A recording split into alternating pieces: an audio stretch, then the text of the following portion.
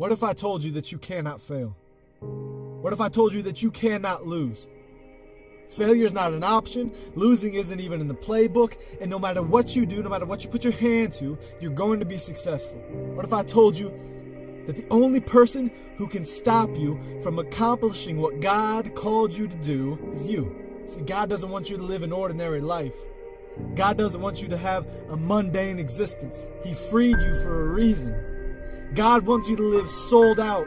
He wants you to chase the dreams and the passions that He put within your heart. If God called you to be an athlete, then be the best athlete this world has ever seen. Live sold out. Do it with excellence for God's glory.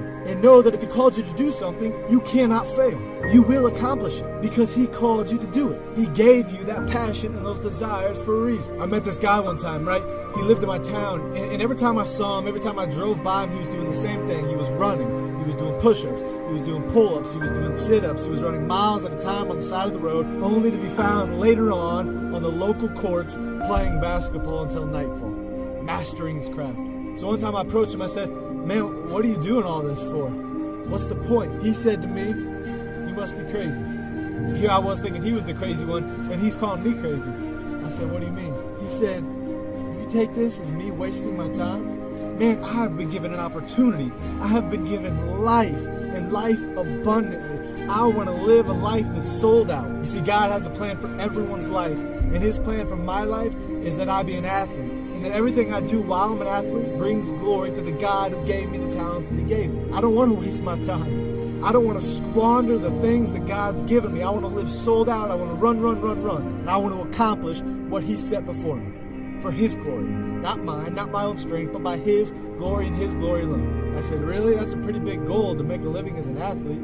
He said, "Yeah, you're probably right. But when God calls you to do something, no man can stop you from doing it. It's God's will for my life. He made it clear to me. Therefore, I cannot fail. I'm a flower petal." I said, "You're a flower petal?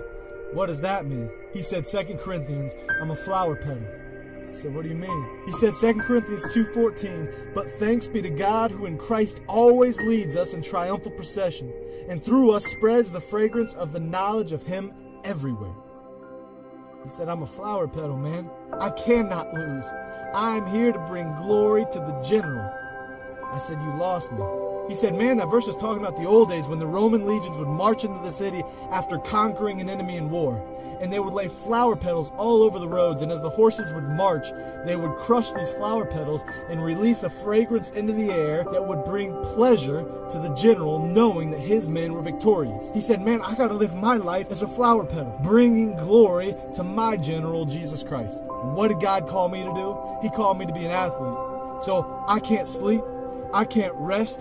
I can't squander my time, my talents, or my abilities, because I have one shot at this life, and I'm going to live it sold out, accomplishing the goal that God put before me for His glory and His glory alone. I cannot rest. I will rest in the next life, but not here. I said, "Man."